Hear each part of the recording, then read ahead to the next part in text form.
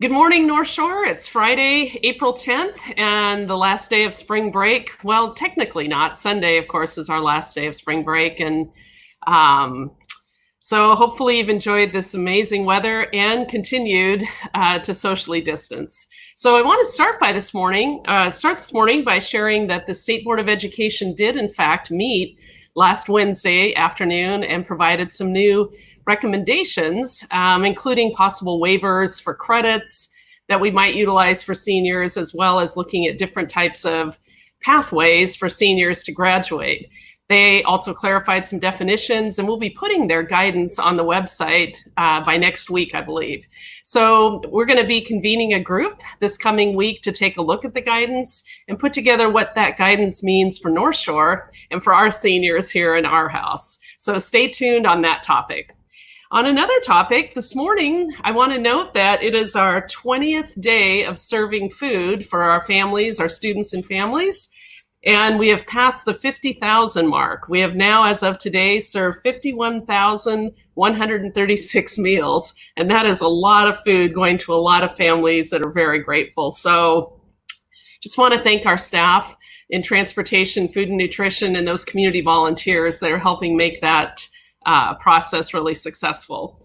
Also want to make sure that under operations that we are doing some campus cleanings and some small maintenance tasks as we're able to, given the essential working requirements, as well as the need to socially distance. But in terms of our projects, capital projects, our new elementary school, Ruby Bridges, and our new Innovation Lab High School, the construction is moving forward, though perhaps not necessarily at the pace we had hoped, but we still hope to be on track for both of those buildings.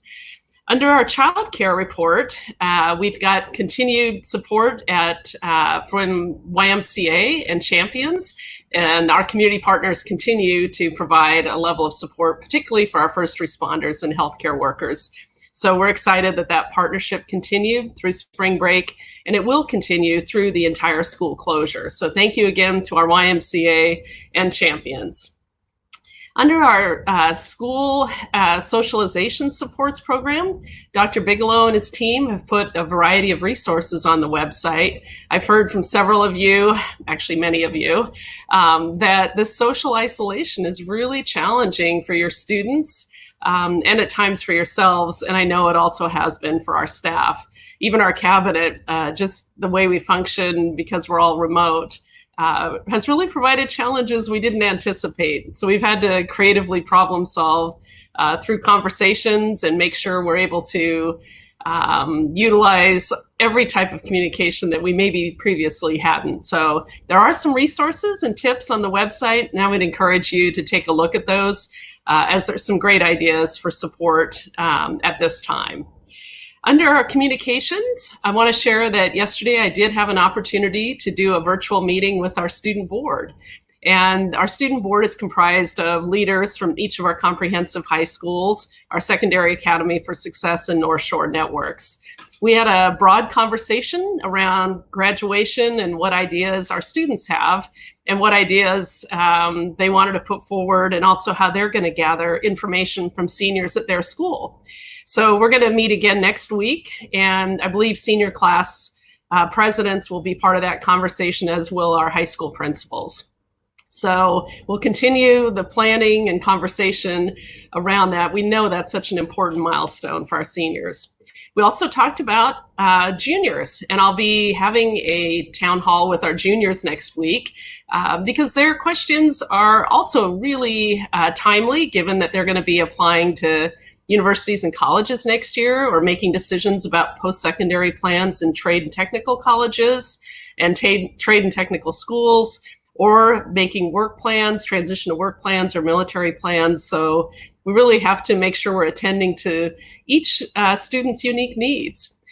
In our thinking also, we're looking at a 5th grade transition conversation and 8th grade transition conversation. The other topic the student board took up that I thought we spent quite a little time on was this decision that we've not yet made about whether we're going to do letter grades or pass-fail for this semester only. As you know, we didn't do third quarter grades as we'd only been in school 4 weeks prior to third quarter, and then we had to make our shift to online learning. So I think that at this point, the students, we're going to come back to that conversation. We'll also be meeting with teachers after spring break and our principals to look at the possible options that we have, and recognizing that not every grade level maybe needs to have exactly the same option or exactly the same premise as we look at our pre-kindergarten through, ATP, adult transition programs. That's a wide variety of developmental programs from very young children to young adults ready to go out in the world. So we don't want to box ourselves into one solution for all grade levels. But we do need by April 24th to make a decision on how we're going to grade by the end of the semester. We did have some conversation around, could students wait till the end to decide if they had a choice? And since I know every student in the Northshore School District is giving it their all this semester, I'm not entirely opposed to that, but we'll see. I just want you to know that we are pass-fail till April 24th. And then following that, we'll have a decision about how we plan forward for the rest of the semester. There are a lot of things to consider. I will say that our four-year public and private universities, technical colleges, and community colleges did join in issuing a statement yesterday that indicated they would not penalize students who did have a pass-fail for this spring semester in future admissions decisions. We'll have that guidance also posted next week. So that will weigh in our decision, though we also recognize students do go to post-secondary options outside the state of Washington.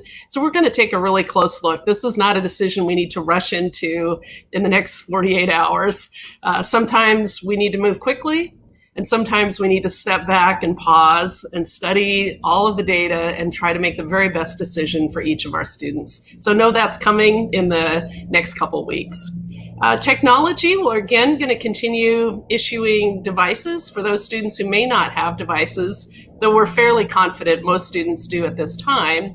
If you have a student or you are a student that still doesn't have a device, do check in on the website via your smartphone or some other capacity, or give us a call tomorrow, or not tomorrow because tomorrow's Saturday, on Monday, and we'll get back to you right away with a time that we could issue a device.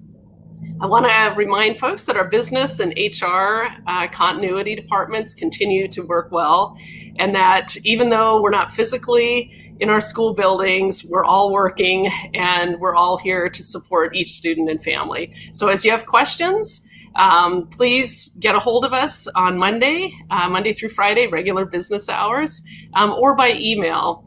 I do want to acknowledge, however, I've received thousands of emails in the last probably month. And so this spring break, part of my task has been to slog through all of those emails. So you will get a response. It's just been, I think, a little overwhelming on occasion. So stay tuned and we will get back to you.